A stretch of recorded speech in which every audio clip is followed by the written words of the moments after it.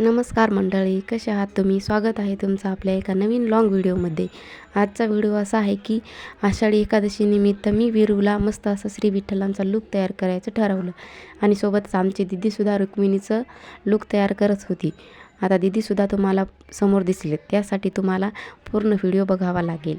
मग मी वीरूला अगोदर सकाळी घातलेले कपडे काढून टाकले व त्याच्या आजीने गेल्या वर्षीच्या वारीतून त्याला आणलेला ड्रेस मी त्याला घालायला घेतला.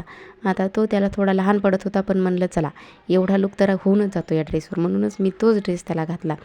आणि त्याने मला खूप छान सपोर्ट केला आणि घालू पण दिलं, कारण त्याची तब्येतही तेवढी बरोबर नव्हती.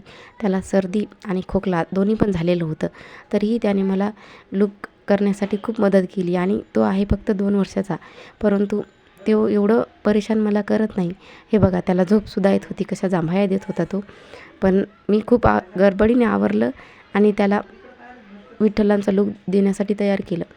आणि माझं बाळ खरंच खूप छान छोटासा विठ्ठलच दिसत होता. आणि माझ्याकडे शूट करण्यासाठी कोणताही चांगला मोबाईल किंवा कॅमेरा नाही आणि सोबतच माझ्याकडे ट्रायपॉडसुद्धा नाही.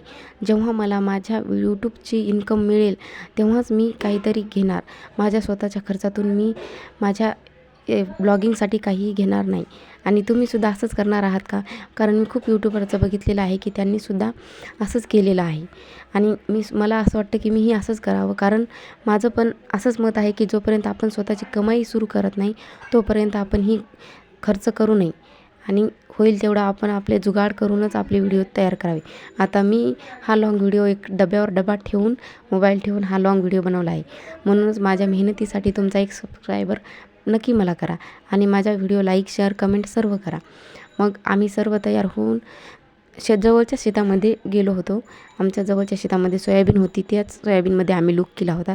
कारण लहान लेकरं असल्यामुळे त्यांना खूप दूर काही नेता येत नव्हतं आणि सोबतच आता हे पावसाळ्याचे दिवस आहेत, त्यामुळे मग म्हणलं चला आपण जवळचंच कुठेतरी लोकेशन बघूया आणि तेथेच व्हिडिओ शूट करूया. आता मोबाईलही माझा फक्त आणि फक्त 7,000चा मोबाईल आहे आणि त्यामधूनच मी माझे व्हिडिओ शूट करते.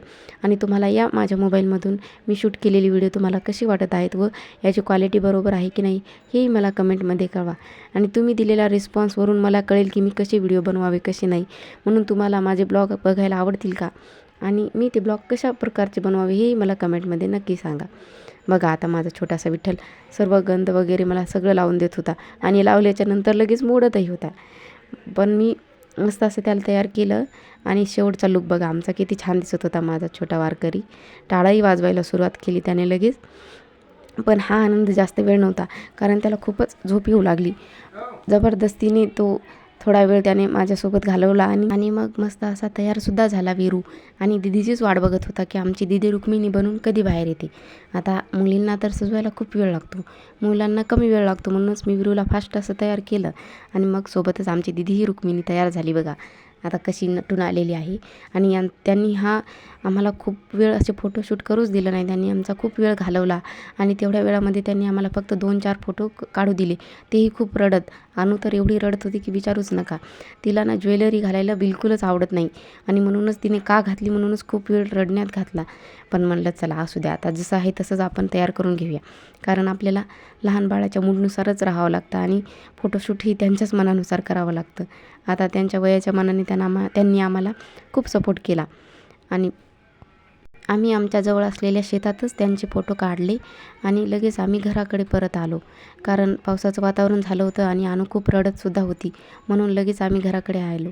भेटूया आपण नेक्स्ट व्हिडिओमध्ये. तोपर्यंत बाय बाय. सबस्क्राईब करा.